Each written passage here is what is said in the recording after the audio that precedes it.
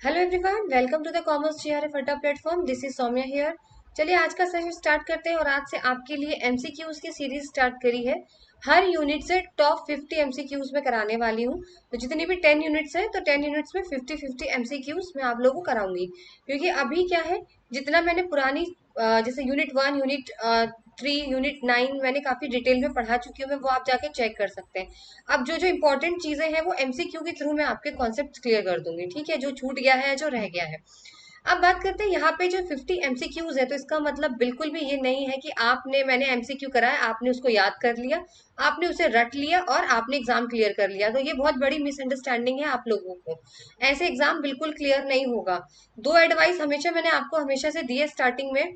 देखिए, कभी भी एक बात समझने की कोशिश करिए। एक छोटे से एग्जाम्पल से आपको समझाती हूँ। अगर आपको रामायण के बारे में आपने पढ़ा ही नहीं है, बिल्कुल भी आपको रामायण का कुछ नहीं पता, आपने ऊपर ऊपर से बस देख लिया है, तो आप क्वेश्चन किस तरीके से सॉल्व करेंगे अगर रामायण के बेसिस पे क्वेश्चन आ गए तो। इसी तरीके से अगर आपने कॉन्सेप्ट नहीं पढ़ा है तो किस तरीके से आप एमसीक्यू सॉल्व करेंगे। ये गलतफहमी मत करिएगा। अभी हर जगह पे मैराथन चलेगी, 1000 एमसीक्यूज की, 2000 एमसीक्यूज, 500 एमसीक्यूज। ये एमसीक्यूज रट लेंगे, आप सोचेंगे 500 में से तो मैम 10 तो आ ही जाएंगे ना। ऐसा बिल्कुल भी नहीं होता, ठीक है। वो एक दो क्वेश्चन होते हैं जो रिपीट होते हैं, बिल्कुल होते हैं। दो चार क्वेश्चंस रिपीट होते हैं, उससे ज्यादा रिपीट नहीं होते। दूसरी चीज, मैं जो आपको एमसीक्यूज कराने वाली हूँ, इसमें किसी भी तरीके का ये मत समझिएगा कि मैम ने 50 क्वेश्चंस करा लिए, हमने 50 रट लिए, नहीं। कॉन्सेप्ट्स बताने वाली हूँ आप लोगों को। ये समझ लीजिए 50 एमसीक्यूज नहीं, 50 टॉपिक्स हैं। और ये वो टॉपिक्स है जो आपको छोड़कर नहीं जाने। कोई अलग से क्लास नहीं लेने वाली हूँ कि यूनिट 1 के कौन से इंपॉर्टेंट टॉपिक है, यूनिट 2 के कौन से इंपॉर्टेंट टॉपिक है। आपको एमसीक्यू के थ्रू ही मैं बताती चली जाऊंगी कि आपको इस टॉपिक में से क्या क्या पढ़ना है, इसमें से क्या छोड़ना है, क्या पढ़ना है और क्या छोड़ के नहीं जाना है। तो यहाँ पर टॉप 50 क्वेश्चंस का मतलब है टॉप 50 टॉपिक्स और कॉन्सेप्ट्स। दूसरी चीज, पेपर 1 के चक्कर में मत पड़े रहिएगा। पेपर 2 ज्यादा वेटेज का होता है और पेपर 2 ही ज्यादा इंपॉर्टेंट होता है। स्कोरिंग अगर मैं बात करूं तो पेपर 2 से ही आप लोग जो है वो स्कोर ज्यादा कर पाएंगे, पेपर 1 से नहीं। पेपर 1 आपको पढ़ना है, पर मैंने देखा है कि आप लोग पेपर 1 में ही जो है स्टूडेंट्स जो है अपना टाइम वेस्ट करते हैं, पेपर 2 पे ज्यादा ध्यान नहीं देते। आप खुद सोचिए, 100 क्वेश्चन मायने रखते हैं। 100 क्वेश्चन जो है वो आपके पेपर 2 के हैं। तो जब तक आपका पेपर 2 स्ट्रांग नहीं होगा, आप पेपर 1 के बेसिस पे एग्जाम नहीं निकाल सकते। तो ये आपकी दो एडवाइस मैंने सेशन स्टार्ट होने से पहले ही आपको दे दी है। चलिए, तो आपका फर्स्ट क्वेश्चन आपकी स्क्रीन पर है, मैं आपको रीड करके भी बता दूंगी और आपको ये भी बताऊंगी कि इसमें क्या पढ़ना है और क्या नहीं पढ़ना है। तो ये पहला टॉपिक है आपके सामने एमसीक्यू के फॉर्म में, ठीक है। Which one of the following institution is not a part of world bank group. आपका है यहाँ पर, आप पढ़िए और 10 सेकेंड्स में आपको खुद से इसको एनालिसिस करके आंसर देना है।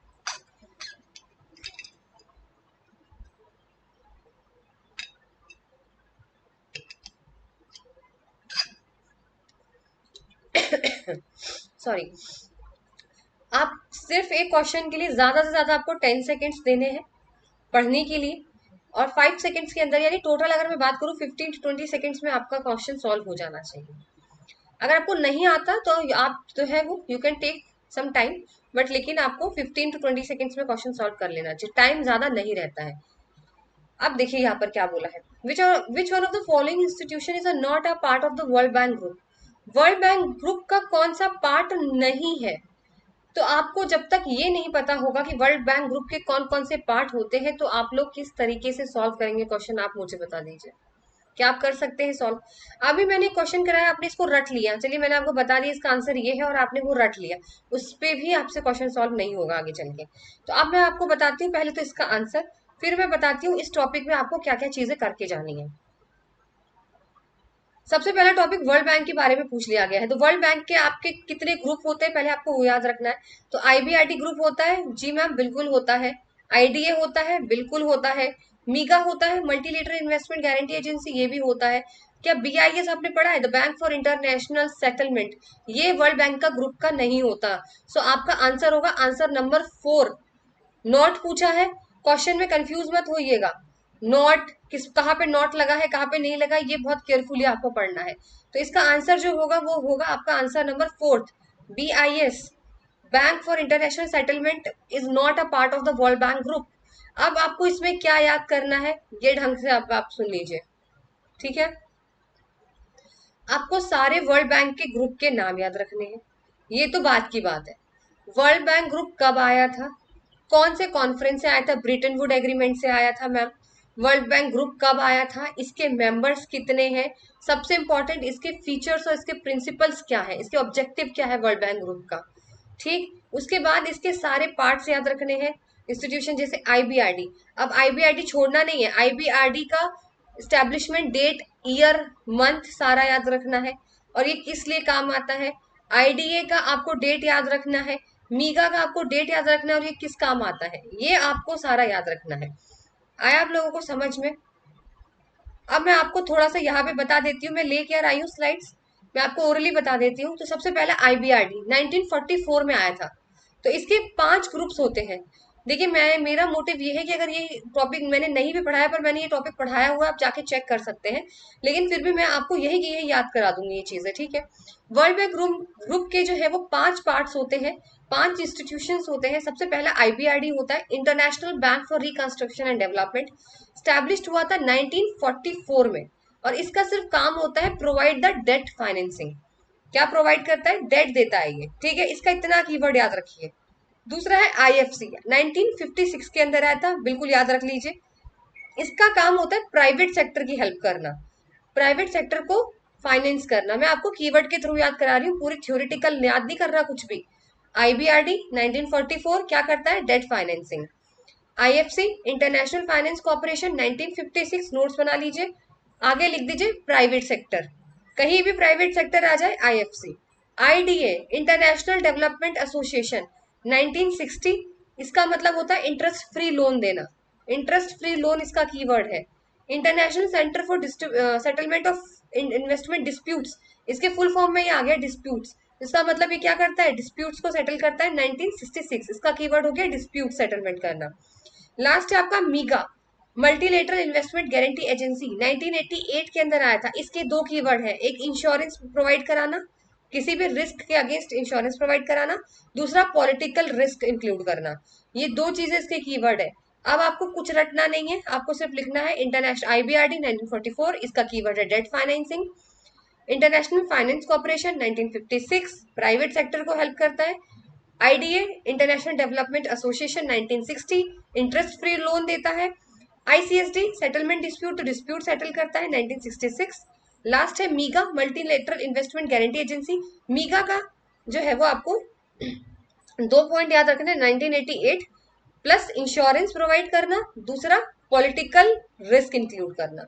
ये 2 इसके कीवर्ड है, आपको और कुछ नहीं पढ़ना इसके अंदर। और जैसे मैंने आपको बता दिया, वर्ल्ड बैंक पूरा पढ़ लीजिएगा, इसकी डेट, इसके एग्रीमेंट कब आया था, इसकी सारी चीजें आपको याद रखनी है, ठीक है। चलिए नेक्स्ट क्वेश्चन, प्रिंसिपल्स। तो मैंने सबको बोला प्रिंसिपल्स तो बहुत इंपॉर्टेंट है, सबके याद रखने। Principles of trade policy framework from the following under the WTO. चलिए इसका आंसर बताइए। डब्ल्यूटीओ के बारे में क्या याद रखना है आपको, डब्ल्यूटीओ का डेट कब आया था, इसके मेंबर्स कितने थे याद रखना, इसका हेडक्वार्टर कहाँ पर है याद रखना, इसके प्रिंसिपल्स याद रखने सारे, एमएफएन, नेशनल ट्रीटमेंट और जो मैं करा रही हूँ वो, इसके ऑब्जेक्टिव्स, ठीक है। मेन इंपॉर्टेंट इसका स्ट्रक्चर जरूर याद करिएगा, मिनिस्ट्रियल कॉन्फ्रेंस, जनरल काउंसिल, वहां से क्वेश्चन जरूर आता है। तो डब्ल्यूटीओ में आपको इतना करना है। इसके एग्रीमेंट याद रखने हैं आपको डब्ल्यूटीओ के, फाइटो सैनिटरी याद है आप लोगों को, agreement on textile, agreement boxes जो थे ग्रीन ब्लू आपके बॉक्सेस, ये सारा याद रखना है डब्ल्यूटीओ के अंदर। मैंने आपको इंपॉर्टेंट बता दिया है, ठीक है। तो चलिए बताइए इसमें क्या होगा। अच्छा, हम लोग एलिमिनेट करके इसको सॉल्व करते हैं, ठीक है। सबसे अच्छा तरीका होता है एग्जाम में, एलिमिनेशन ट्रिक बहुत अच्छी है। देखिए, अच्छा एक बात बताइए, बेनेवलेंट कहाँ से आ जाएगा यहाँ पे, किसी तरीके का बेनेवलेंट का वर्ड यहाँ पे तो कोई मतलब ही नहीं बन रहा है, तो हम ई को कट कर सकते हैं। तो अगर हमने ई को कट कर दिया तो यहाँ पे आपका सेकंड ऑप्शन और फोर्थ ऑप्शन यहाँ पे कट गया है। अब आपके पास बचा ए बी सी और ए सी डी। अब कॉमन क्या है, ए और सी, तो यानी मैम रेसिप्रोसिटी एंड रेसिप्रोसिटी और आपकी ट्रांसपेरेंट दोनों सेम है, ठीक है। रेसिप्रोसिटी एंड आपके ट्रांसपेरेंट, ट्रांसपेरेंट तो होना चाहिए, किसी भी तरीके का कोई भी धोखाधड़ी नहीं होना चाहिए, करेक्ट है। सी क्या बोला है, नॉन डिस्क्रिमिनेटरी, किसी भी तरीके का भेदभाव नहीं होना चाहिए, ये भी करेक्ट है। तो ए सी तो हमारा दोनों में। अब कंफ्यूजन मैम हमें है बी और डी में, ठीक है। किसमें कंफ्यूजन है हमें, बी और डी में मैम हमें कंफ्यूजन है। तो अब इसको किस तरीके से सॉल्व करेंगे आप? एक मिनट से,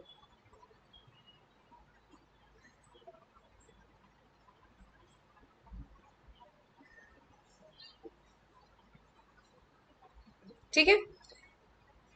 अब क्या बोला है, नॉन डिस्क्रिमिनेटरी तो हमें पता है, करेक्ट है। रेसिप्रोसिटी और ट्रांसपेरेंट भी हमें पता है, ठीक है। अब क्या बचा यहाँ पर, डी और बी। देखिए बेनिफिक्टरी और रेजिलिएंट नहीं हो सकता, यहाँ पर बाइंडिंग की बात करी गई है। आपके कमेंट्समेंट्स जो है वो एनफोर्सेबल होने चाहिए, बाइंडिंग होना चाहिए, साथ टुगेदर होने चाहिए। बेनिफिक्टरी एंड रेजिलिएंट का यहाँ पे कोई मतलब है नहीं, ठीक है। अगर आप इस तरीके से एलिमिनेट करते हो तो आपका यहाँ पर जो क्वेश्चन है वो बहुत इजीली तरीके से सॉल्व हो जाएगा, ठीक है। आई होप आप लोगों को एलिमिनेशन वाला समझ में आया हो कि एलिमिनेशन किस तरीके से यहाँ पर होगा, ठीक है। तो देखिए बेनवोलेंट तो प्यार वाली चीज है ना, प्यार वाली चीजें यहाँ पर तो कोई मतलब नहीं होती है, ठीक है। अब बात करते हैं यहाँ पर रेजिलिएंट की। तो रेजिलिएंट का मतलब कोई भी शॉक, कोई भी चेंजेस, ठीक है, strong enough to deal with shock और चेंजेस। तो यहाँ पे इससे तो डब्ल्यूटीओ का क्या मतलब है, डब्ल्यूटीओ का तो सिंपल सा मतलब होता है ना कि जब हम कोई ट्रेड करते हैं उसके अंदर फेयरनेस हो, ट्रांसपेरेंसी हो, बाइंडिंग कमिटमेंट्स हो लोगों की, नॉन डिस्क्रिमिनेटरी जिसे बोलते हैं मोस्ट फेवर्ड नेशंस, ये सारी चीजें हैं। तो आपका ऑप्शन यहाँ पर थर्ड वाला करेक्ट हो जाएगा, ठीक है। Your option number third is correct.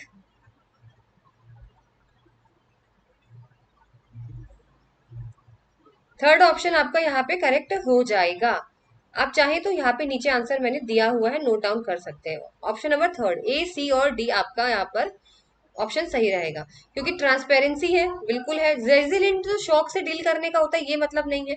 Non discriminatory ये तो है इसका प्रिंसिपल, इसलिए मैंने आपको बोला था डब्ल्यूटीओ के प्रिंसिपल्स बहुत इंपॉर्टेंट है। प्रोटेक्टिव एंड बेनवोलेंट का कोई मतलब नहीं है, बाइंडिंग एंड एनफोर्समेंट कमिटमेंट यहाँ पर होनी जरूरी है। अब आपको समझ में आ गया डब्ल्यूटीओ में आपको क्या क्या याद करना है। आई होप आप लोगों को डब्ल्यूटीओ पूरा अच्छी तरीके से याद होना चाहिए, एक एक पॉइंट डब्ल्यूटीओ के बारे में। अभी मैंने बोला आपको कि इसका स्ट्रक्चर आपको याद होना चाहिए। अब इसका स्ट्रक्चर किस तरीके से याद होगा ये भी मैं बताती हूँ आपको। विच of the following is not the correct about the WTO, के बारे में कौन सी चीज करेक्ट नहीं है, नॉट ध्यान रखिएगा, नहीं है। सबसे पहला ऑप्शन आपके पास है the top most decision making body of the WTO is the general council. अब आपने स्ट्रक्चर तो पढ़ा ही नहीं है, तो फिर आप किस तरीके से सॉल्व करेंगे बताइए। अगर अभी आपने यहाँ रट लिए ये एमसीक्यू और यहाँ पे एक दो पॉइंट चेंज हो गए तो आप गड़बड़ कराओगे ना एग्जाम में, यही तो मैं आप लोग को कहना चाह रही हूँ। प्लीज कॉन्सेप्ट पढ़िए, उसके बाद एमसीक्यू सॉल्व करिए, तभी मजा आएगा आपको क्वेश्चन करने में। अब नॉट करेक्ट पूछा गया है, तो top most decision making body WTO की कौन सी होती है, जनरल काउंसिल होती है क्या?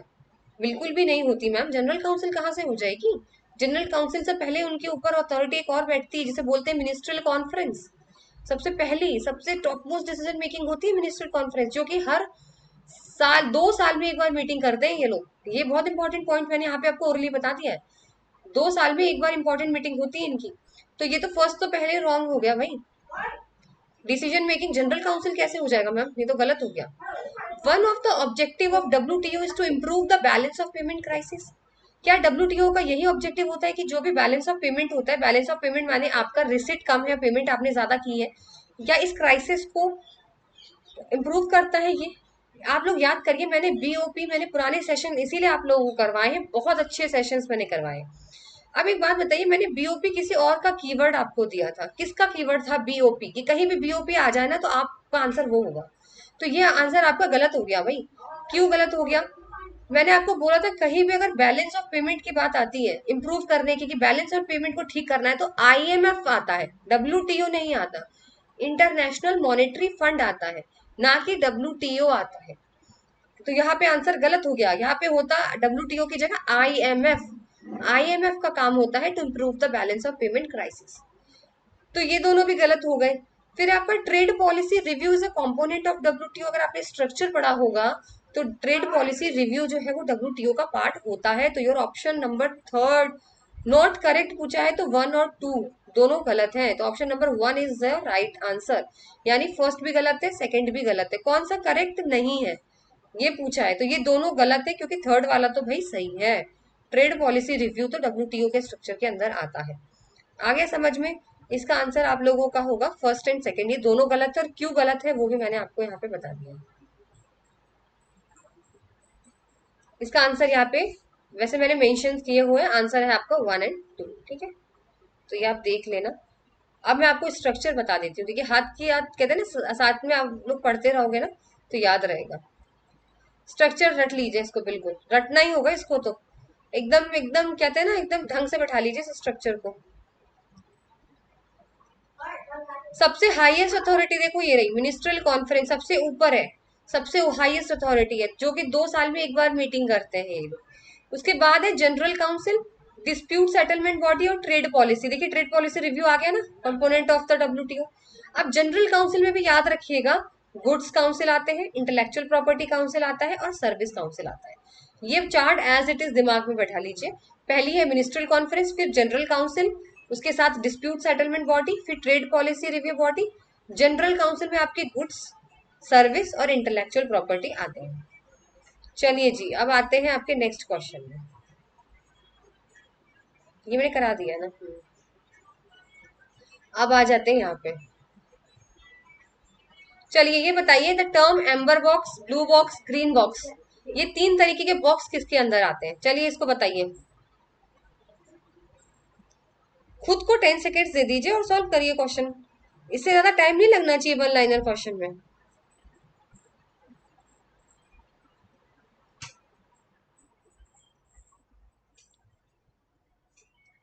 इससे ज्यादा आप लोगों को टाइम नहीं लगना चाहिए। देखिए मिनिमम बहुत टाइम वहां पे ना, फिर आप लोग बैठे रह जाओगे वहां पे, क्योंकि टाइम इतना लिव हो जाता है कि आप लोग समझ भी नहीं सकते कि कितनी जल्दी भागता है। ठीक है ना, सीबीटी पे तो बिल्कुल एग्जाम देना, मुझे भी ऐसा फील होता है कि टाइम बहुत शॉर्टेज फील होता है वहां पे टाइम का। चलिए तो आप एक बार बताइए, amber box, blue box, green box, तीनों किसके? अभी मैंने आपको बोला ना एग्रीमेंट होता है, डब्ल्यूटीओ के ही तो होते हैं। इसका आंसर क्या होगा? डब्ल्यूटीओ। अब ये मत छोड़ दीजिएगा कि हमने बस याद कर लिया है। एम्बर बॉक्स, ब्लू बॉक्स और ग्रीन बॉक्स के बारे में डिटेल में पढ़ लीजिएगा जाकर। ये क्वेश्चन दिसंबर में आया हुआ है, दिसंबर या शायद रीनेट में आया हुआ है। इसका आर्टिकल पूछा था, आर्टिकल में पूछा गया था उस क्वेश्चन में कि कौन सा ऐसा बॉक्स के बारे में पूछा था जिसका आंसर एम्बर बॉक्स था। तो चलिए मैं आपको छोटा सा रिव्यू दे देती हूँ इन तीनों बॉक्स के बारे में। सबसे पहले ग्रीन बॉक्स। ग्रीन हरा है, हरा क्या होता है? बढ़िया है, सब कुछ बढ़िया है। तो देखिए ग्रीन बॉक्स वो बॉक्स होता है, उससे याद रखिएगा, ग्रीन में कोई कोई भी बेचारे में किसी भी तरीके का फ्लॉ नहीं है। ठीक है, किसी भी तरीके का फ्लॉज ग्रीन में नहीं है। ग्रीन का मतलब सिंपल सा यहाँ पे ये है कि ग्रीन बॉक्स वो बॉक्स होता है अगर गवर्नमेंट किसी भी तरीके की सब्सिडी प्रोवाइड करती है फार्मर्स को, किसी भी तरीके का कोई भी पैसा प्रोवाइड करती है in the form of subsidies, तो इंटरनेशनल ट्रेड यानी अंतरराष्ट्रीय व्यापार में किसी भी तरीके का कोई भी डिस्टॉर्शन नहीं होगा, अफेक्ट नहीं करेगा। एक बात बताइए, डिजास्टर हो गया, फसल ही खराब हो गई, अगर कोई रिलीफ के जैसे दे दिए, डिजास्टर रिलीफ में कुछ तरीके के कंपनसेशन प्रोवाइड किया गया है, कुछ रिसर्च पे प्रोवाइड किया गया है, तो एक बात बताइए, इससे इंटरनेशनल ट्रेड पे क्या इफेक्ट पड़ेगा? मुझे तो कोई फर्क नहीं लग रहा है इस पे, इंटरनेशनल ट्रेड पे कोई फर्क पड़ने वाला है। तो ये ऐसी सब्सिडीज होती है ग्रीन बॉक्स में जिससे इंटरनेशनल ट्रेड में किसी भी तरीके का कोई भी फर्क नहीं आता है। ठीक है, अब आते हैं आपका नेक्स्ट वाला, ब्लू बॉक्स और एम्बर बॉक्स। ये भी बहुत इंपॉर्टेंट बॉक्स है। ठीक है, देखिए ब्लू बॉक्स क्या बोलता है? ब्लू बॉक्स बोलता है लिमिट कर देना। ब्लू बॉक्स क्या बोलता है? लिमिट कर देना। लिमिट का मतलब समझ, इसका कीवर्ड है लिमिट। जैसे मैंने किसी से बोला, मतलब मैं क्या किसी से बोलूंगी, मतलब गवर्नमेंट है, उन्होंने ये बोला कि देखिए हम आपको सब्सिडीज देंगे, आप ये वाला प्रोडक्ट बनाना बंद कर दीजिए, आप ये वाली चीज की खेती करना बंद कर दीजिए। वो लिमिट कर देते हैं, या फिर आप इतने लिमिट में करिए, इतने करिए। तो अगर कोई भी चीज की लिमिट में सब्सिडीज दी जा रही है ना, तो वो ब्लू बॉक्स होता है। और एम्बर बॉक्स क्या होता है? एम्बर बॉक्स जो होता है आपका, वो तो ऐसा होता है जो डिस्टॉर्ट करता ही करता है। समझ रहे हो आपको? जो आपका एम्बर बॉक्स होता है, एम्बर बॉक्स वो इस तरीके का बॉक्स होता है, जितने भी सपोर्ट जो डिस्टॉर्ट करते हैं प्रोडक्शन को, इस तरीके की सब्सिडीज देना एम्बर बॉक्स में, जिससे इंटरनेशनल ट्रेड पे फर्क पड़ता है। जैसे आपने डंपिंग सुना होगा ना, जैसे फॉर एग्जाम्पल डंपिंग आपने पढ़ा होगा, कॉमर्स के स्टूडेंट हैं, आपको डंपिंग के बारे में थोड़ा सा पता होना चाहिए। जैसे जैसे मैंने बोला कि डंपिंग में से कोई भी कंट्री लगा लीजिए, एग्जाम्पल चाइना लगा लीजिए, वो क्या बोल रही है, वो अपना प्रोडक्ट बहुत सस्ते में बना रही है क्योंकि गवर्नमेंट उसको उनको जो है वो रॉ मटेरियल पे सब्सिडीज दे रहे हैं, तो वो इतना चीपली प्रोडक्ट बना रही है। उन्होंने गेम खेला, उन्होंने क्या करा कि वो सामान जो जाके है ना और सस्ता जाके दूसरे मार्केट में वो लोग बेच आए। तो देखिए जो दूसरे लोकल्स होते हैं उनको तो नुकसान हो गया ना भाई, उनको ये नुकसान हो गया कि वो आके सस्ता सस्ता बना बना के दूसरी जगह पे वो महंगे अच्छे से बेच रहे हैं, लाके उनको फायदा हो रहा है वहां पर। तो ये इससे इंटरनेशनल ट्रेड इफेक्ट हुआ, इसलिए इसको बोलते हैं एम्बर बॉक्स। तो सिंपल सा आपको कीवर्ड दे दिया, ग्रीन बॉक्स में कोई डिस्टॉर्शन नहीं होता, ब्लू बॉक्स में लिमिट कर देते हैं कि आप इतना इतना ही करिए, इतना मत करिए, ठीक है, हम सब्सिडीज इस दे रहे हैं, वो ब्लू बॉक्स है।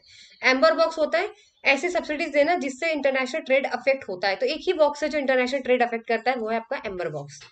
आई होप आप लोगों को समझ में आ गया हो। अब आ जाते हैं उपासला मॉडल, वेरी इंपॉर्टेंट मॉडल है, ये कभी भी आ सकता है और नहीं भी आ सकता है। ये मैंने इसलिए बोला, मैं आपको गारंटी किसी चीज की आप पे थोड़ी ना दे दूंगी कि नहीं नहीं ये तो 100% आएगा, क्योंकि पेपर तो मैंने नहीं बनाया है। बट 50-50 चांसेस मैंने आपको यहाँ पे बोल दिए हैं, क्योंकि इसलिए बोल देंगे कई बार ये क्वेश्चन आया भी है और कई बार नहीं भी देते हैं, पर इसके जो स्टेप्स है वो आपको इंपॉर्टेंट है यहाँ पर। ठीक है, इसके स्टेप्स लर्न कर लीजिए उपासला मॉडल के, और आपको कुछ यहाँ पे याद नहीं करना। देखिए सबसे पहले क्या करना होता है उपासला मॉडल में, देखिए मैं छोटा सा ब्रीफ दे देती हूँ आपको उपासला मॉडल के बारे में। पहले वो क्या बोलते हैं कि आप है ना अपने डोमेस्टिक ऑपरेशन करिए, अपने घर में रहिए, आराम से खुश रहिए, अपने ही कंट्री में बनाइए और बेचिए, कोई प्रॉब्लम नहीं। लेकिन थोड़ा क्या बोलते हैं कि एक काम करते हैं, हमारे पास सामान बहुत ज्यादा बन गया है, हम कभी कभी क्या करते हैं एक्सपोर्ट कर देते हैं, कभी कभी अपना सामान दूसरी कंट्री में बेच देते हैं। फिर धीरे धीरे लालच और बढ़ता है, ठीक है, धीरे धीरे लालच बढ़ता है। अब कहते हैं हम रेगुलर बेसिस पे बेचेंगे, लेकिन किसी के थ्रू बेचेंगे। क्यों बेचेंगे किसी के थ्रू? क्योंकि हमें दूसरे कंट्री के बारे में कुछ नहीं पता, हमें उनके कल्चर के बारे में नहीं पता, उनका प्रोसेस क्या है, किस तरीके से, हमें कोई नॉलेज नहीं है। तो हम एक्सपोर्ट तो करेंगे रेगुलर, पर हम किसी के थ्रू करेंगे। फिर उसके बाद आपका नेक्स्ट आता है कि अब हम और आगे बढ़ जाते हैं, और आगे बढ़ने पे हमने क्या किया, हम अपने ब्रांच वहां पे खोलने लग गए, हमने किसी की हेल्प से अपनी सेल्स सब्सिडरी वहां पे खोल दी फॉरेन में। लास्ट में हम क्या करते हैं, अब हम वहीं पे जाके बस गए, यानी हमने अपना प्रोडक्शन मैन्युफैक्चरिंग भी वहीं पे शुरू कर दिया। तो इस तरीके से हम किस तरीके से इंटरनाइजेशन, जैसे आपका इंटरनेशनलाइजेशन के स्टेप्स होते हैं ना, किस तरीके से आप दूसरी कंट्री में अपने पैर फैलाएंगे, वो एक प्रोसेस है उपासला मॉडल में। तो आई होप आप लोगों को ये समझ में आ गया, वो बहुत ईजी से क्वेश्चन हो जाएगा। देखिए सबसे पहले नंबर पे क्या आता है आपका, मैंने बोला ना सबसे पहले तो मैम हम लोग डोमेस्टिक ही रहेंगे, डी वाला। सबसे पहले तो हम डोमेस्टिक ऑपरेशन ही करेंगे, अपने घर में खुश हैं हम। उसके बाद हम बोले स्पॉडिएक करेंगे, स्पॉडिएक का मतलब कभी कभी एक्सपोर्ट करेंगे, कभी कभी। अब लालच बढ़ गया, अब हम एक्सपोर्ट करेंगे पर किसी की हेल्प से करेंगे, और ऑप्शन नंबर ई, ठीक है, ई थर्ड हो गया स्टेप। फिर हम बोलेंगे कि हम अपना ब्रांच खोलेंगे वहां पे, ऑप्शन फोर यहाँ पर हो गया। फिर हो गया लास्ट में कि हम अब वहां पे जाके अपना सब कुछ हमने पैर फैला लिए, अपना मैन्युफैक्चरिंग यूनिट भी हमने खोल दिया है, तो आपका ऑप्शन यहाँ पे रेडी है, यानी डी, ए, ई, सी और बी, ऑप्शन नंबर थर्ड आपका राइट रह जाएगा। इस तरीके से क्वेश्चन सॉल्व करना है। अब उपासला मॉडल पढ़ा ही नहीं होगा तो इसको रट के भी क्या करोगे, मान लीजिए यहाँ पे एक दो सेंटेंस घुमा फिरा दिए, जब जरूरी नहीं ना एज इट इज डाल के दे दे, क्या पता लैंग्वेज चेंज कर दे, फिर आप लोग हो जाओगे कंफ्यूज। इसीलिए जब चीज प्रोसेस समझ में नहीं आएगा तब तक एमसीक्यू कैसे सॉल्व करेंगे आप लोग। अगर आपको उपासना मॉडल के बारे में पूरा पता है तो कैसे भी दे दीजिए क्वेश्चन, आप लोग कर लेंगे, ठीक है। चलिए नेक्स्ट क्वेश्चन, मैं उपासना मॉडल करा चुकी हूँ पूरे डिटेल में, प्लीज आप लोग जाके मेरा प्रीवियस लेक्चर्स इंटरनेशनल बिजनेस का खोल के देखिए, सारे मॉडल्स कराए वहां पे मैंने, important important. Next question, very important, कभी कभी यहाँ से क्वेश्चन आ जाता है वैसे। ये है आपके takeovers, hostile takeovers की स्ट्रेटेजी है कि अगर हमारी कंपनी को कोई खरीदना चाहता है, कोई अटैक करता है, तो हम किस तरीके से बचा सकते हैं अपने आप को। तो यहाँ पर बोला है which of the following is a pre offer takeover defence employed. अब मैं सारे आपको इजी इजी नहीं कराऊंगी, टफ भी लेकर आई हूँ, ठीक है, तो आई थिंक आप लोगों को ये क्वेश्चन टफ लग सकता है। Which of the following is a pre offer takeover defence employed by target companies in hostile takeover. चलिए इसको बताइए क्या होगा इसका आंसर। इसलिए मैं इजी इजी क्वेश्चन ही टफ भी लेकर आई हूँ, ताकि आप लोगों को थोड़ा लेवल अच्छा लगे, पढ़ने में भी अच्छा लगे, और आप लोगों को नए नए टॉपिक समझने में। अगर मैंने ये टॉपिक छोड़ दिया है तो मैं अभी ये टॉपिक आपको क्लियर करा दूंगी, ठीक है।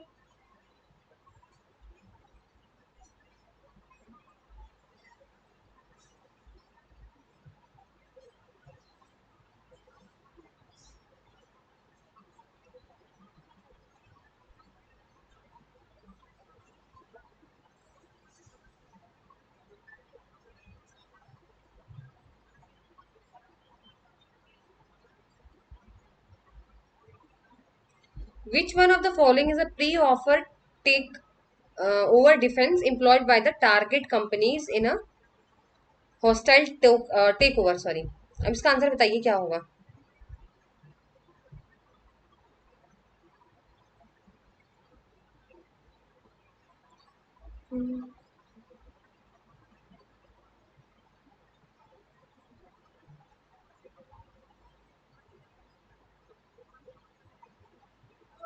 इसके ना कई सारी स्ट्रेटेजीज हैं, जरूर याद कर लीजिएगा ये हॉस्टाइल।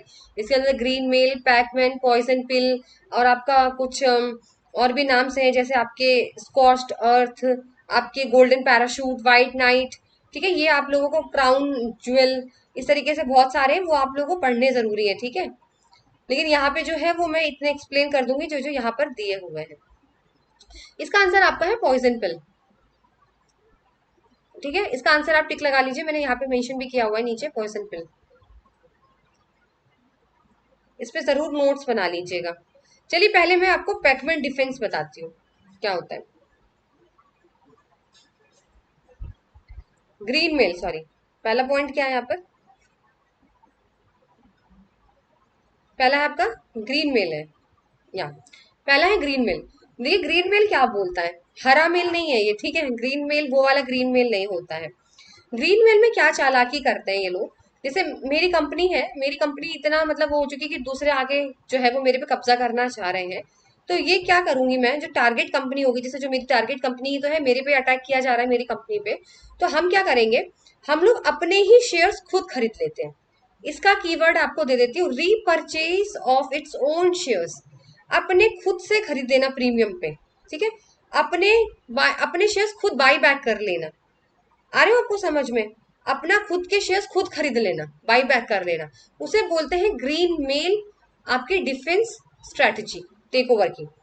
आ गया समझ में आपको? ठीक है, मतलब यहाँ पर ये होता है कि देखिए हम लोगों ने इतनी चालाकी करी कि दूसरे हमारे शेयर्स खरीदेंगे, इससे अच्छा हम क्या करते हैं, खुद ही खरीद लेते हैं अपना। ठीक है, अब दूसरा क्या होता है, अब पैकमैन डिफेंस क्या बोला है, pre offer takeover defence employed by target companies in hostile takeovers. यहाँ पे क्या चीज बोली गई है, पॉइजन, सॉरी, पैकमैन डिफेंस में, ये तो पॉइजन पिल हो गया। पैकमैन डिफेंस में क्या बोला जाता है, अब हम क्या करेंगे, चालाकी, जो मेरी टारगेटेड कंपनी है, मेरी कंपनी पे अटैक किया जा रहा है, ठीक है, मैं उसी की कंपनी अटैक करने की कोशिश करूंगी, यानी उसी की कंपनी को कब्जा करने की कोशिश करूंगी, दूसरे की। कितना उल्टा चोर कोतवाल को डांटे, वो वाला काम है पैकमैन डिफेंस का। इससे समझिएगा, ग्रीन मेल में मैंने क्या किया, अपने खुद के शेयर्स खुद खरीद लिए प्रीमियम पे। लो, मैंने खुद ही खरीद लिए, तुम क्या लोगे मेरे शेयर्स, तुम क्या मुझे मेरे पे कब्जा करोगे मेरी कंपनी में, मैंने तो अपने शेयर्स खुद ही खरीद लिए बाई बैक प्रीमियम पे। पैकमैन डिफेंस क्या बोलता है, पैकमैन डिफेंस ये बोलता है कि अब क्या करना है, तुम मुझे खरीदोगे, मतलब ये उल्टा चोर कोतवाल को डाले, तुम मुझे क्या करोगे, मैं खुद अटेम्प्ट करती हूँ कि मैं उस कंपनी को जो है वो टेक ओवर करने की कोशिश करती हूँ। ये उल्टा कर रहे हैं। ठीक है, उन्हीं को टारगेट करने की कोशिश कर रही हूँ मैं उल्टा, वो चीज बोली जाती है आपकी पैकमैन डिफेंस। ठीक है, फिर क्या है आपका नेक्स्ट, नेक्स्ट है आपका पॉइजन पिल। पॉइजन पिल ये भी एक डिफेंसिव टेक्टिक्स होती है जो कि कंपनी यूज करता है। ठीक है, वो क्या करता है ना, पॉइजन पिल में ना वो अपनी कंपनी को ना इतना वो बना देता है अनअट्रैक्टिव, कि यार तुम क्या ही खरीदोगे, लेस अट्रैक्टिव कर देता है वो अपनी कंपनी को, कि मेरी कंपनी में तो कुछ है ही नहीं। यानी बहुत टिपिकली हम लोग क्या बोलते हैं कि एक तरीके से हम ये भी बोलते हैं कि आप एक काम करो, लेस अट्रैक्टिव बना दो अपनी कंपनी को। ठीक है ना, लेस अट्रैक्टिव बना देंगे आप अपनी कंपनी को, तो वैसे भी उसकी वैल्यू कम हो जाती है। आप समझ रहे हो ना, बचाने के लिए तो हम कुछ भी कर सकते हैं, बचाने के लिए तो हम कुछ भी कर सकते हैं। ठीक है, तो इसीलिए बोलते हैं कि लेस अट्रैक्टिव बना लो, या फिर आप एक काम करो स्ट्रेटेजी, उसमें आप अपने शेयर होल्डर्स को बोलो कि जो जो तुम्हारे शेयर होल्डर्स होते हैं, ठीक है ना, उनको आपको बोलना पड़ेगा कि भाई आप एक काम करो, शेयर होल्डर्स को, कि आप एडिशनल शेयर्स ऑफ कंपनी के जो है वो आप परचेज कर लो। भाई किसी न किसी तरीके से तो आपको उनको मनाना ही पड़ेगा ना भाई। ठीक है ना, आपको समझ में आ गया पॉइजन, या तो फिर आप लेस अट्रैक्टिव करो अपनी कंपनी को, ताकि वो आपको क्या करे, प्रोसेस इतना स्लो कर दो, उसको सस्ता कर दो, मतलब या फिर इतना महंगा कर दो या अनअट्रैक्टिव कर दो, कुछ ऐसा आपको यहाँ पे खेल खेलना पड़ता है। ठीक है, तो पॉइजन बिल में यही होता है। ग्रीन बिल में मैंने आपको बता दिया, अपने खुद के परचेज करना शेयर्स।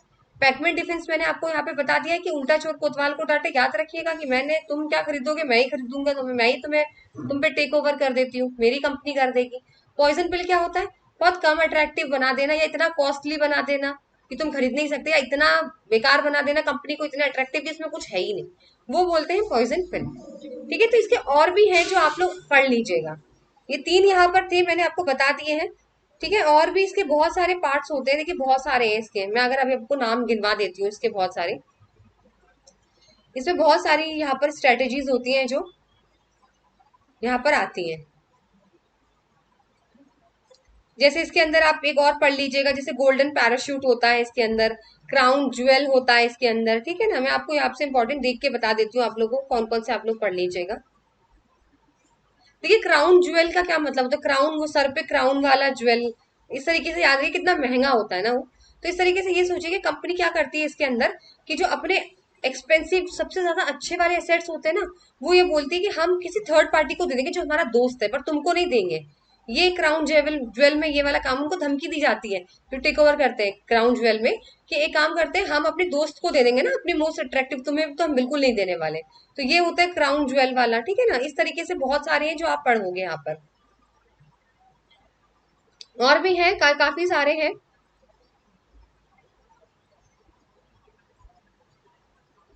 बाकी गोल्डन पैराशूट है, व्हाइट नाइट है, ठीक है, ये सब चीजें आप लोग जरूर देख लीजिएगा। चलिए, तो आई होप आप लोग को समझ में आ गया हो ये। ठीक है, नेक्स्ट क्वेश्चन पे बढ़ते हैं।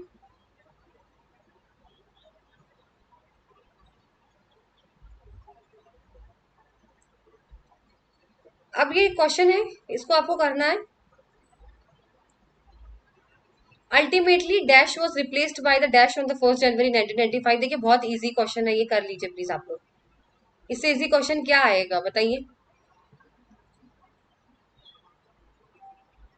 किसने किसको रिप्लेस किया था, तो गेट को ही रिप्लेस किया गया था, तो ऑप्शन सी होगा ना यहाँ पे। भाई गेट को ही तो रिप्लेस किया था, किसने रिप्लेस किया था, डब्ल्यूटीओ ने 1995 में किया था। बस यही था इसका आंसर, इसमें कुछ था ही नहीं। डेट्स डायरेक्ट आ जाएंगी, आपको डायरेक्ट क्वेश्चन करना है, इसमें समझना ही नहीं है। विद इन 10 सेकेंड्स आपको अपना आंसर टिक लगाना है। आ जाइए अब बहुत इंपॉर्टेंट पे क्वेश्चन पे। इसमें बोला गया है which among the following are the important bodies of WTO. अभी आपको पढ़ाया था मैंने, स्ट्रक्चर दिखाया था, तो आपने क्या क्या चीजें वहां पे पढ़ी थी एक बार बताइए। एलिमिनेट कर देते हैं, यूएसएमए से पढ़ाया था मैंने आपको स्ट्रक्चर में, मतलब ही नहीं है इसका, तो ये तो रॉन्ग हो गया। आशियन पढ़ाया था मैंने आपको, बिल्कुल भी नहीं था स्ट्रक्चर में। गेट पढ़ाया था, जीएटीटी, वो भी नहीं पढ़ाया था। तो फिर क्या बचा इसके अंदर बताइए। आपका ऑप्शन ऑटोमेटिकली राइट हो गया, 1, 3, 5 और 6। थर्ड आपका ऑप्शन राइट हो गया यहाँ पे। इस तरीके से क्वेश्चन सॉल्व करना है एग्जाम में। डिस्प्यूट सेटलमेंट बॉडी पढ़ाई थी, उसमें स्ट्रक्चर में ट्रेड पॉलिसी रिव्यू बॉडी थी। काउंसिल जो जनरल काउंसिल में था उसमें कौन कौन से थे, गुड्स था, सर्विस था और आईपीआर था। तो option third is right answer. बस देखिए किस तरीके से घुमा के क्वेश्चन आ गया, वो रट लेते तो ये सॉल्व नहीं होता आप लोगों से, इसे रटना नहीं होता है। ठीक है, चलिए नेक्स्ट पे आते हैं। ये आ गया आपका कैश रिजर्व रेशियो, जो कि बहुत इंपॉर्टेंट है। सबसे पहले तो ये पता होना चाहिए कैश रिजर्व रेशियो क्या होता है, मैंने इस पे क्लासेस ले रखी हैं। ठीक है, आप चेक कर सकते हैं, फिर भी आपको छोटा सा ब्रीफिंग दे देती हूँ यहाँ पर। कैश रिजर्व रेशियो वो रेशियो होता है जब एक मिनिमम पोर्शन जो है वो बैंक को, कमर्शियल बैंक को जो है वो रखना पड़ता है विद आरबीआई, आरबीआई के पास रखना पड़ता है। इसका कीवर्ड था आरबीआई के पास रखना। ठीक है, तो इससे क्रेडिट क्रिएट होता है। तो अगर आरबीआई जो है, आप एक बार बताइए आरबीआई ने क्या करा, कैश रिजर्व रेशियो बहुत कम कर दिया। ठीक है, आपका कैश रिजर्व रेशियो जो है वो कम कर दिया, तो क्रेडिट बढ़ेगा या कम होगा। एक बात बताइए, जब आप अपने पास कम पैसा रखोगे आरबीआई के पास, तो आप क्या करोगे, ज्यादा से ज्यादा लोगों को दोगे ना उधार पे पैसा। देखिए अगर आरबीआई बोलता है आपसे कि आप एक काम करिए, 100 में से 70 रुपए आपको आरबीआई के पास रखने पड़ेंगे, कमर्शियल बैंक को बोला जाता है कि 100 में से 70 रुपए जो है वो आप कैश रिजर्व रेशियो के फॉर्म में मिनिमम पोर्शन आपको रखना पड़ेगा, तो आप 30 रुपए ही दे पाओगे पब्लिक को। लेकिन अगर वो कम कर देता है कि भाई चलो 70 छोड़ो 50 रख देना, तो आप 50% फिर कस्टमर को दे पाओगे। इससे क्या होगा, इससे आपका इंक्रीज होगा, क्रेडिट क्रिएशन बढ़ेगा, आप लोगों को ज्यादा से ज्यादा पैसे कमर्शियल बैंक दे पाएगी। जितना कैश रिजर्व रेशियो कम रखोगे उतना ही क्रेडिट क्रिएशन ज्यादा होगा। इतना याद रखिए, cash reserve ratio inversely proportion to the credit creation. Cash reserve ratio जितना बढ़ेगा क्रेडिट क्रिएशन उतना कम होता चला जाएगा, जितना कैश रिजर्व रेशियो कम होता जाएगा उतना क्रेडिट क्रिएशन बढ़ता जाएगा। सिंपल। इसके सारे इंस्ट्रूमेंट्स आपको याद रखने हैं। अब आता है आपका क्वेश्चन मैच द कॉलम, जो आज के टाइम में फेवरेट है आपके एनटीए का। Match the column sequencing question तो भर भर के आ रहे हैं एग्जाम में, ठीक है। चलिए बताइए इसको कैसे सॉल्व करना है। इसको सॉल्व करिए। बैलेंस ऑफ ट्रेड क्या होता है? बैलेंस ऑफ ट्रेड ये बताइए पहले। बैलेंस ऑफ ट्रेड का सिंपल सा था ना, export minus import, export minus import. यानी एक्सपोर्ट में से इंपोर्ट माइनस कर देते हैं तो बैलेंस ऑफ ट्रेड आ जाता है। तो ऑप्शन ए का फोर्थ गया। अब हम इस तरीके से चेक कर सकते हैं। ए का फोर्थ आपका लास्ट ऑप्शन ही दिख रहा है मुझे।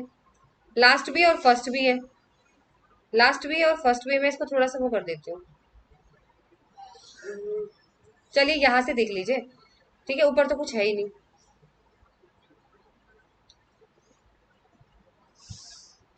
जब तक कॉन्सेप्ट नहीं पढ़ेंगे ना क्वेश्चंस करने में कोई भी फायदा नहीं है। तो बैलेंस ऑफ ट्रेड आपने पढ़ा हुआ है कि value of import and imports होता है। तो ए का फोर्थ, फर्स्ट भी सही है और सेकंड भी सही है, तो मतलब क्या हुआ, ये दोनों तो कट गए। अब आपको इजी हो जाएगा सॉल्व करने के लिए। वही सेकंड कट गया और आपका थर्ड कट गया, बचा क्या, फोर्थ और फर्स्ट देखना है। चलिए नेक्स्ट आते हैं। अब एक बात बताइए, करंट अकाउंट में क्या क्या चीजें मैंने पढ़ाई थी। करंट अकाउंट में आपको import and export of good service बताया था और यूनिलेटरल ट्रांसफर और इनविजिबल्स बताए थे। तो ये कहां पर जाएगा, ये वाला ऑप्शन? ये ऑप्शन जाएगा आपका यहाँ पे। Import and exports of goods होते हैं, सर्विस होते हैं, यूनिलेटरल ट्रांसफर आपके करंट अकाउंट में होता है। तो बी का फर्स्ट, बस लग गया आंसर सही। Answer one. आगे तो हमें देखने की भी जरूरत नहीं पड़ी। फिर भी आगे बढ़ते हैं। बैलेंस ऑफ पेमेंट का डेफिनेशन क्या था? All the economic transaction between a country resident and resident of the other country. C का लग गया आपका थर्ड। बचा क्या, कैपिटल अकाउंट। कैपिटल अकाउंट में तो फाइनेंशियल एसेट्स एंड लायबिलिटीज आती हैं। ये मैच द कॉलम, आंसर हो गया राइट। इस तरीके से क्वेश्चन सॉल्व हो गया मिनिमम टाइम में आपका। तो ऑप्शन नंबर वन इसका राइट आंसर है, ठीक है।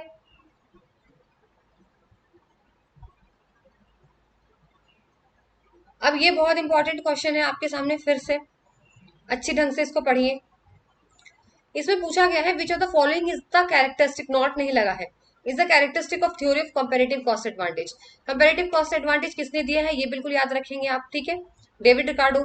उसके बाद इसका मतलब क्या है, कंपैरेटिव में ये बोला गया कि भले ही आप जो है वो दोनों चीजों में, अगर इंडिया राइस और व्हीट दोनों ही ज्यादा बना रही है कंपैरेटिवली टू चाइना, तो इसका मतलब ये नहीं है कि वो दोनों ही प्रोडक्शन करेगी, पर वो सबसे ज्यादा जो कर रही है, जैसे व्हीट सबसे ज्यादा कर रही है, तो वो व्हीट का ही करे, व्हीट का एक्सपोर्ट करे और राइस का इम्पोर्ट करे।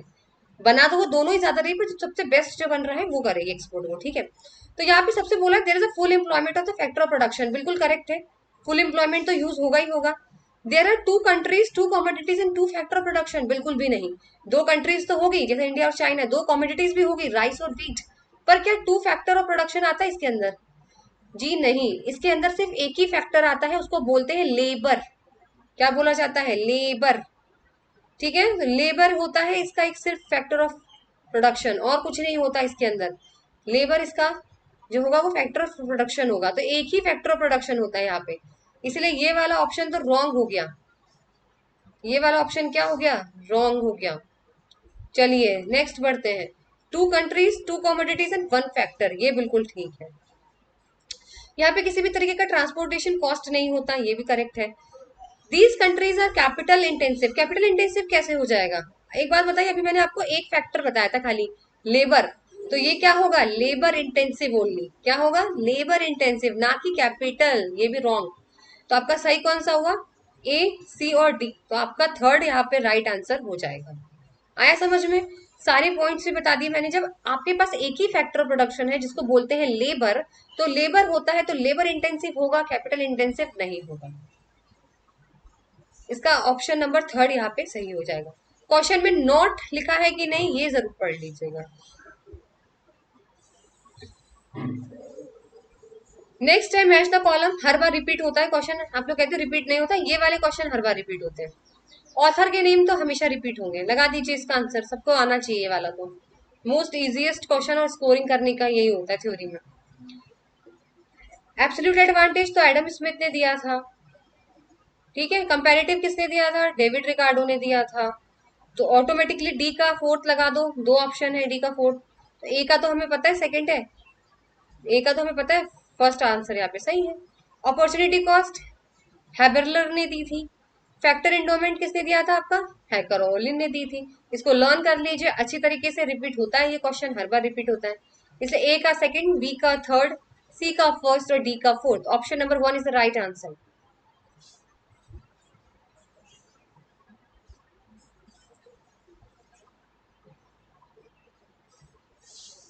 नेक्स्ट क्वेश्चन देखिए, ये मैंने अपने आप से बनाया है क्योंकि क्रोनोलॉजिकल ऑर्डर में ना बहुत सारे क्वेश्चन आ रहे हैं, तो मुझे लगा आप लोगों के लिए ये लेकर आना चाहिए। तो इसको सीक्वेंसिंग में लगाना है क्योंकि याद तो रहता नहीं है कि कब कौन सी आई थी, पर फिर भी मैं आपको थोड़ा सा यहाँ पे ये कहूंगी कि ये वाला क्वेश्चन एक बार जरूर लर्न कर लीजिएगा कि कौन सी थ्योरीज कब आई थी। ठीक है, तो सबसे पहले नंबर पे थ्योरीज आपकी दी हुई है मर्केंटिलिज्म की, कंपैरेटिव, एब्सोल्यूट, न्यू ट्रेड और फैक्टर एंडोमेंट। तो बताइए सबसे पहले क्या आएगी? देखिए सबसे पहले नंबर पे मर्केंटिलिज्म ही आता है, ये याद रखिएगा, नंबर 1। सबसे पहले क्या आता है? मर्केंटिलिज्म की, एक्सपोर्ट ज्यादा से ज्यादा करो, इंपोर्ट मत करो, यही तो बोलती है मर्केंटिलिज्म की थ्योरी। उसके बाद आता है एब्सोल्यूट एडवांटेज। आप किस तरीके से पढ़ते हो ना थ्योरीज, उसी से सीक्वेंसिंग से याद कर लो। एडम स्मिथ ने दी थी ये वाली। फिर एब्सोल्यूट के बाद आप क्या पढ़ रहे हो यहाँ पर? एब्सोल्यूट के बाद कौन सी थ्योरी आती है यहाँ पर आपकी? बताइए एब्सोल्यूट के बाद कौन सी पढ़ते हैं आप? कंपेरेटिव ही तो पढ़ते हो भाई। एब्सोल्यूट के बाद कंपेरेटिव आती है, लाइन बाय लाइन, हमने तो इसी तरीके से याद की हुई है। कंपेरेटिव आती है, फिर हम क्या पढ़ते हैं? फैक्टर एंडोमेंट की थ्योरी पढ़ते हैं, फैक्टर प्रोडक्शन की, लास्ट में न्यूट्रेट थ्योरी। इस तरीके से सीक्वेंसिंग आ जाएगा ये। ठीक है, तो सबसे पहले आपका मर्केंटिलिज्म है, फिर एब्सोल्यूट एडवांटेज वाली थ्योरी आती है, फिर आपकी कंपेरेटिवली आती है, फिर आपकी फैक्टर एंडोमेंट आती है, फिर लास्ट में आपकी न्यूट्रेट थ्योरी आती है। तो ऑप्शन आप यहाँ पे लगा सकते हैं जिस तरीके से मैंने आपको यहाँ पे बताया। इसको रट लीजिएगा। इसको रटना तो नहीं है वैसे, क्योंकि देखिए आपको पता है पहले मर्केंटिलिज्म ही थी, फिर एब्सोल्यूट वाली आती है, फिर कंपेरेटिव आती है, फिर फैक्टर वाली आती है, फिर न्यूट्रेट थ्योरी आती है। तो ये तो हम लोग वैसे भी याद करते हैं इसी तरीके से। पर आजकल ना सीक्वेंसिंग में फैक्चुअल क्वेश्चंस बहुत आ रहे हैं जो कि याद करने पड़ते हैं, कोई ऑप्शन नहीं बचता है, तो फिर नंबर छोड़ने नहीं चाहिए हमें ना। चलिए, ये क्वेश्चन भी आपका वहीं से आया है, qualitative and quantitative instruments of monetary policy. याद कर लीजिएगा कौन से क्वालिटेटिव है कौन सा क्वांटिटेटिव है, उनके जो अंदर आते हैं वो भी, उनके बारे में भी आपको याद रखना है। तो ये ओपन मार्केट ऑपरेशन, जहां पर क्या होता है बताइए? Open market operation, which of the following is one of the open market operation by RBI? तो इसके अंदर buying and selling of bonds issued by the government in the open market. Same है, सबको सेम ही लग रहा है example में। Buying and selling of bonds issued by commercial banks in the open market, only buying of bonds या only selling of bonds? देखिए जब मैंने आपको बोला था कि ओपन मार्केट ऑपरेशन में ना बाइंग और सेलिंग दोनों होती है, तो ये दोनों काट दीजिए, सिर्फ बाइंग और सिर्फ सेलिंग नहीं होती, दोनों काम होता है। क्या होता है? दोनों काम होता है, खरीदा भी जाता है बेचा भी जाता है, तो थर्ड फोर्थ हमने काट दिया। अब ये बताइए buying and selling of bonds कौन इश्यू करता है, कमर्शियल बैंक या फिर गवर्नमेंट? देखिए इसका कीवर्ड है गवर्नमेंट, इसलिए ऑप्शन नंबर 1 सही है यहाँ पर। ठीक है, जब बॉन्ड्स खरीदे जाते हैं, इश्यू किए जाते हैं, वो गवर्नमेंट की तरफ से इश्यू किए जाते हैं, इसका सिर्फ ये याद रखना था आपको। तो ऑप्शन नंबर 1 यहाँ पर आपका राइट आंसर हो जाएगा।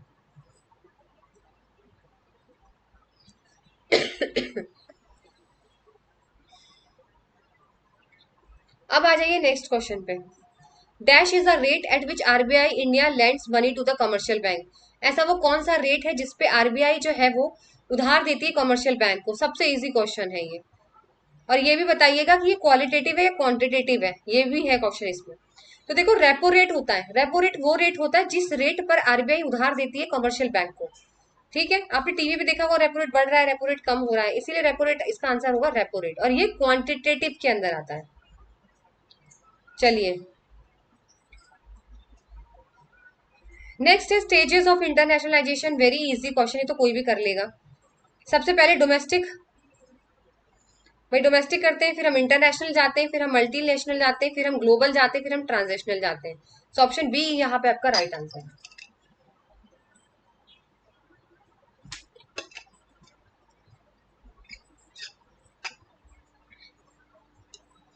तो यहाँ पे ऑप्शन बी आपका राइट आंसर है। सबसे पहले डोमेस्टिक, फिर इंटरनेशनल, फिर मल्टीनेशनल, फिर ग्लोबल, फिर ट्रांसनेशनल। ठीक है,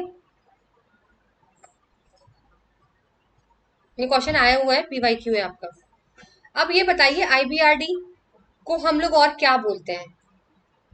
international bank for reconstruction and development is also known as, IMF मत लगा देना।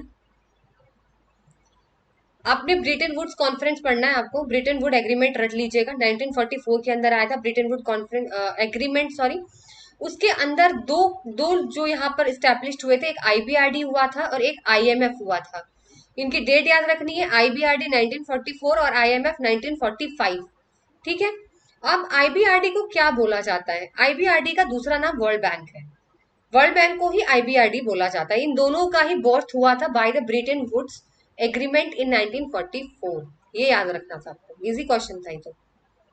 और ये मत कहिएगा कि इतने इजी क्वेश्चंस नहीं आते। दिसंबर का एग्जाम का पेपर खोल के देखिए, सेम क्वेश्चन आया हुआ था जो कि आपका ऑब्जेक्शन पे भी गया था। उसमें आपसे पूछा गया था कि ब्रिटेन वुड एग्रीमेंट में दो आते हैं, तो आईएमएफ भी था, आईबीआरडी था, किसी ने आईबीआरडी लगाया था, किसी ने आईएमएफ लगाया था, वर्ल्ड बैंक या आईएमएफ। तो ये क्वेश्चन आ चुका है, तो इजी के चक्कर में छोड़ना नहीं है।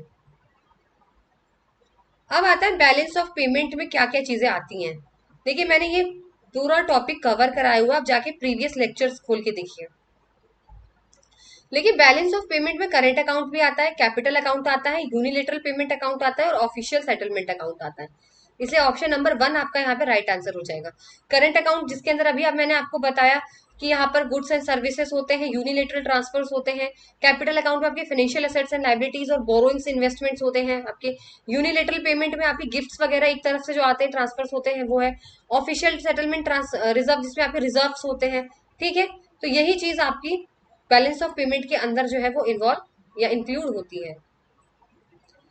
फिर आता है आपका next question, headquarter of ASEAN. देखिए अब इसका सिर्फ हेडक्वार्टर याद नहीं करना है। अब यहाँ पे मैं चाहती तो आशियन से आपके लिए 5 से 6 क्वेश्चन बना सकती थी। आशियन का एस्टेब्लिशमेंट ईयर, आशियन के कितने मेंबर्स, आशियन का मोटिव, लेकिन मैंने आपको सिर्फ एक क्वेश्चन दिया है। आशियन के बारे में पूरा पढ़ लीजिएगा, इसकी फुल फॉर्म, आशियन की फुल फॉर्म पढ़नी है, कब ये आया था, इसके मेंबर्स कब थे और इसका हेडक्वार्टर कब है। ये तो आपको अच्छी तरीके से लर्न करने हैं, सभी के याद करने हैं। आशियन के साफ्ता, नाफ्ता, सार्क, इनके यूरोपियन यूनियन, मैं नाम ले रही हूँ, लिख लीजिए। ये 5 से 6 बॉडीज है, इनको आपको याद रखनी है। तो बताइए इसका कहाँ पर होगा,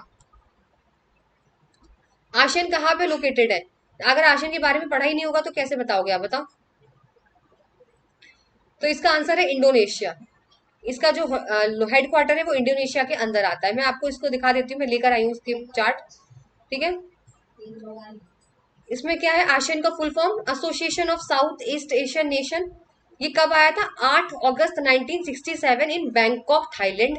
ठीक है, इसके 10 परमानेंट मेंबर्स है। इनका नाम याद रखिएगा। इसका हेडक्वार्टर है जकार्ता, इंडोनेशिया में। तो इंडोनेशिया की जगह अगर जकार्ता भी आ जाता ना तो अभी तो आपने रट लिया कि इंडोनेशिया है। इंडोनेशिया, अगर इंडोनेशिया काट के जकार्ता लिख देते जब आप गलत कराते, इसीलिए कहते हैं पूरा पढ़ना बहुत जरूरी है। हेडक्वार्टर इसके जकार्ता या इंडोनेशिया, उसी में ही तो आता है ना इंडोनेशिया में जकार्ता। तो इसीलिए आपको ये दोनों याद रखने हैं। आशियन मेंबर के इसके मेंबर जरूर याद रखिएगा। ठीक है, इसके 10 मेंबर्स होते हैं, याद कर लीजिएगा इसके मेंबर्स को। चलिए ये लास्ट था आपका, और बाकी कल मैं थोड़े से आप लोगों के लिए और भी अच्छे क्वेश्चंस लेकर आने वाली हूँ। अभी आपके 20 क्वेश्चंस हो चुके हैं इस सेशन में, बाकी के जो बचे हुए नेक्स्ट सेशन में लेकर आऊंगी, डिफिकल्ट वाले लेकर आऊंगी और टॉपिक्स को आपको क्लियर करने होंगे।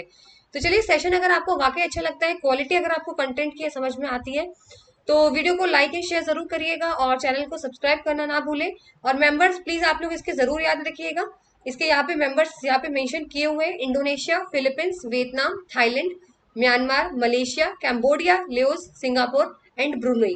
अब आप ये सोचेंगे क्वेश्चन बहुत पीवाईक्यू में, आप देखिएगा जून 2022 में या 23 के अंदर देखिएगा, ये आपके 3 आए थे, कैम्बोडिया, लेओस और ब्रुनई।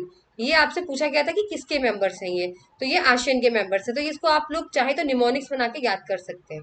तो चलिए आपसे कल के सेशन में मिलते हैं, बाकी के नेक्स्ट एमसीक्यूज कल के कॉन्सेप्ट्स के साथ आप लोगों को कल के सेशन में मैं बताने वाली हूँ। तब तक मिलते हैं कल के सेशन में। Good bye, take care.